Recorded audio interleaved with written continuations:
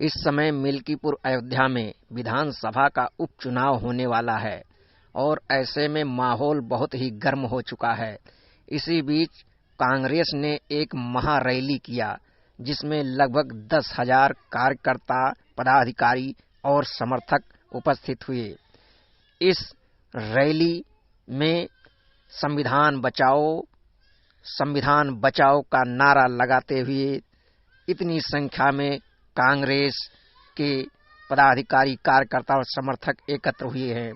इस प्रकार से कांग्रेस ने मिल्कीपुर में भाजपा को एक बहुत बड़ी चुनौती और टेंशन दे दिया है।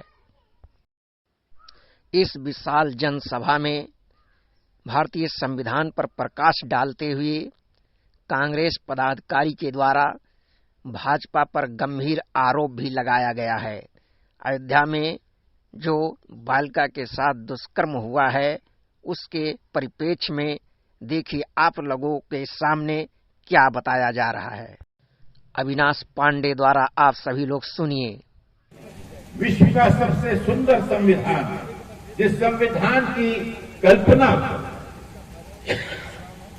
सिर्फ एक संविधान के रूप में नहीं, लेकिन समाज के पिछड़े, अगड़े, मागास वर्गीय, जनजाति, पिछड़ी जाति, हर वर्ग को जोड़कर उसका अधिकार, सम्मान और सुरक्षा देने का काम जिस संविधान ने किया, इस आजादी के बाद परम पूज्य महात्मा गांधी जी की जो कल्पना थी कि देश के, समाज के सबसे आखिरी पंक्ति में खड़े व्यक्ति को जो न्याय देने की बात उन्होंने कही थी, जिसे डॉक्टर बाबा साहब आम्बेडकर और देश के सभी बुद्धिजीवियों ने व्यक्त कर एक संविधान के रूप में रचा।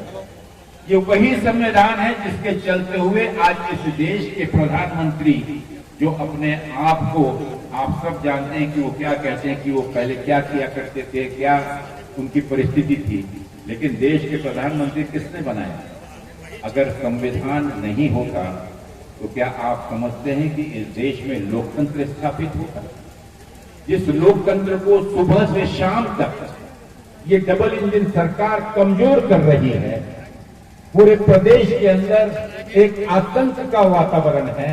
ऐसे आतंक के वातावरण में बुलडोजर प्रशासन का नारा देकर, लोगों को डराकर, धमकाकर, ताकि कोई उनके विरोध में, गलत नीतियों के विरोध में आवाज ना उठा पाए, वो बात करते हैं कि हम संविधान बदल देंगे। संविधान क्यों बदल देंगे? क्योंकि अभी आपने सुना भाई अखिलेश प्रताप जी को, आदरणीय पुनिया जी को, भाई अजय राय जी को, कि उनके क्या कर्तृत्व है।